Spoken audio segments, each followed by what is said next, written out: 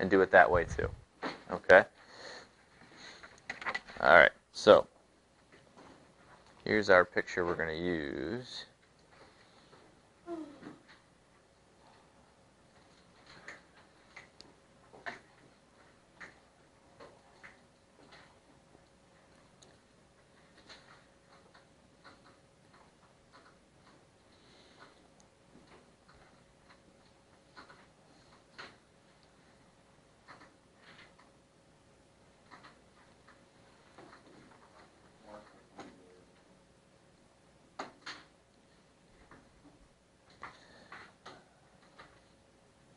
All right, so our given for this particular one is going to be that angle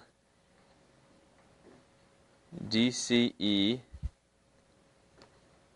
and angle GEF are right angles.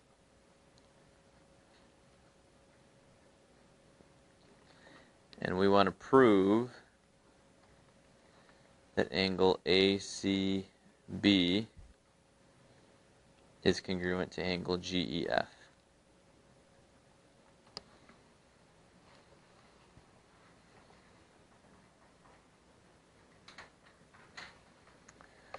Okay, so let's mark in the picture what we know. DCE and GEF are right angles.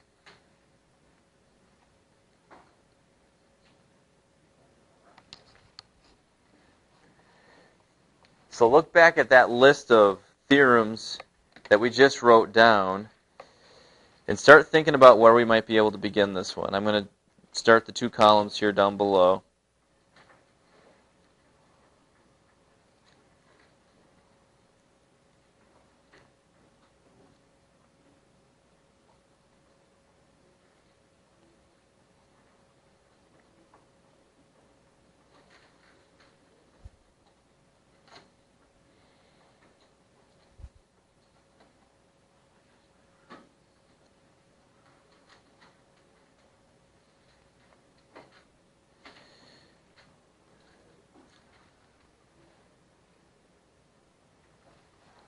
Okay, does anybody see, I know it's a lot of writing, I'm sorry, but does anybody see what we can use out of that list of theorems that I gave you there at the beginning of your notes today?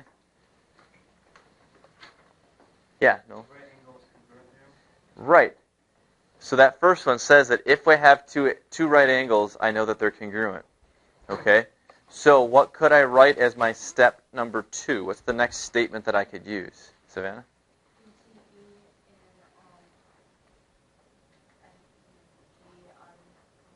Mm-hmm.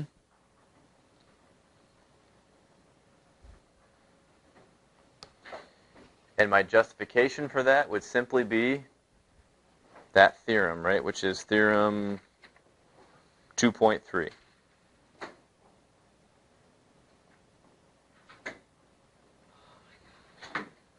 Okay?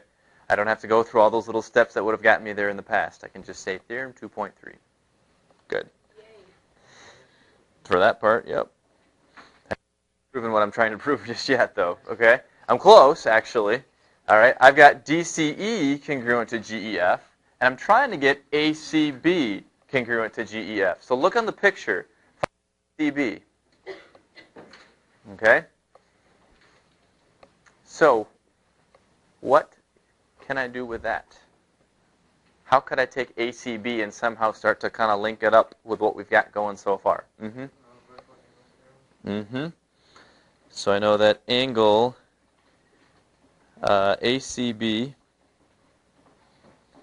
is congruent to angle DCE. All right, so let me mark that real quick in the picture. What I just said was ACB and DCE are congruent. Do you guys all see that? Okay, and he said it's that vertical angles theorem that tells us that. Because based on the way that the picture is drawn, we know that those are vertical angles, and they have to be congruent because of that vertical angle theorem. So that is theorem 2.6. Okay. Okay, so now, does anybody see a way that we can finish this thing up. I've got angle DCE is congruent to angle GEF. Angle ACB is congruent to angle DCE. What can I do now? Let's have somebody other than the U3. Yeah, go for it. We're going to go transitive on it. Yep. So I'm going to link up those other two pieces. Angle ACB is congruent to angle GEF using the transitive property.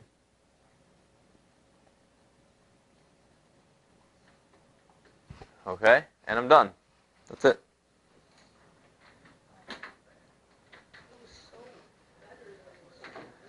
So having these theorems at our disposal can be a real help. And then, like I said, even making the proof a different way might be helpful too. Okay? So what I'm going to do is I'm going to take this proof, I'm going to kind of chop and put it into what's called a flow proof. And what a flow proof does is it kind of shows you the flow of the logic. What exactly leads to what? Okay? So we started with this statement that angle DCE and angle GEF were right angles.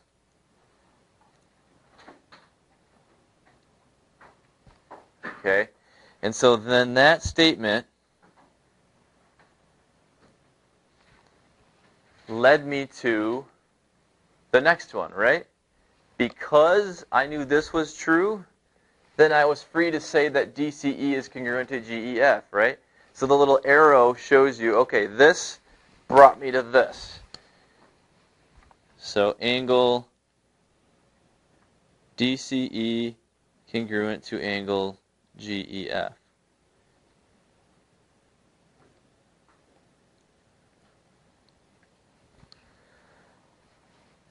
Okay, now, this step 3 that we came up with, this ACB congruent to DCE, did step 2 actually lead me to this? Did I know this because of step 2? No. How did I figure this one out? Where did I look? Ryan? From the diagram. So that one was kind of a new start, right? Picture. I didn't need all that other stuff to show that. So that's going to be kind of its own statement down here. It's starting a new one.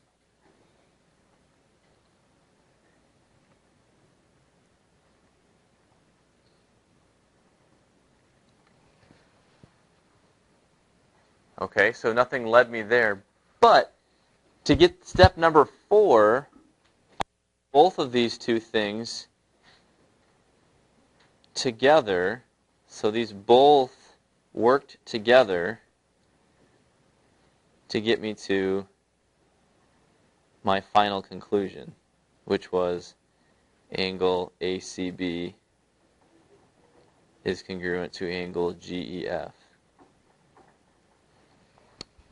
Okay. And proof 2, I'm going to have justifications. I can't ignore this stuff too, and we're going to write those in here in just a minute. But flow of this, like the arrows and all of that, does that make sense? How this gave me this, and then using this idea with this idea, those together got me that. Okay? So for some people, this is an easier way to see the logic happening. If you have it in the 2 columns, it's like, well, where did that come from? Or why is this one here? And I don't know where that is. And it gets confusing to think of it in 2 columns. And so they like to see this all flowing together, what goes to what, and so the logic all kind of makes a little bit more sense. Other people are like, I got all these circled and the arrows going. I don't know. I'm just going to write it in a column. I don't care. You know, it's up to you. It doesn't matter to me. I just wanted to expose you to it at least so you can kind of see it written a different way, and maybe that would be helpful for you. If you're going to do it this way, though, if it's actual proof, you have to include all the reasons why, too, right? So all these reasons that we had, all these justifications, I got to include that here, too.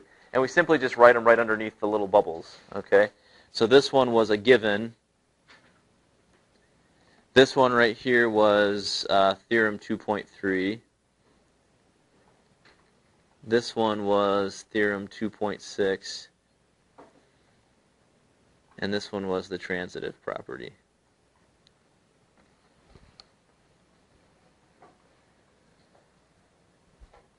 So the next proof, what we're going to do, we're going to do one more proof together as a class. And the next proof, what we're going to do is, I'm going to do the entire thing just as a flow proof. We're not going to do the two columns at all. Okay? We're going to see if the logic makes sense still, thinking of it in a flow format, like this one was here. Yeah? Mm-hmm.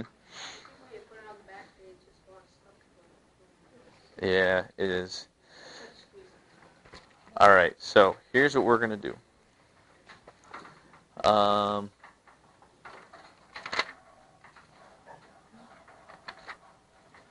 actually do...